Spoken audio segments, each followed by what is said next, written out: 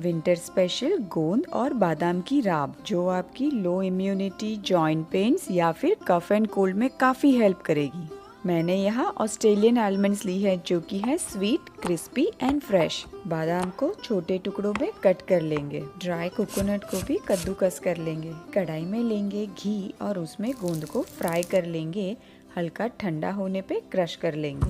अब उसमें ऐड कर देंगे चॉप्ड बादाम, श्रेडेड कोकोनट, सौंठ पाउडर और इलायची का पाउडर। आप चाहो तो इसमें काली मिर्च का पाउडर भी ऐड कर सकते हो। सारी चीजों को अच्छे से मिक्स कर लेंगे। आपका राब का मिक्सचर तो रेडी है। कढ़ाई में लेंगे थोड़ा सा घी, ऐड कर देंगे पानी, ऐड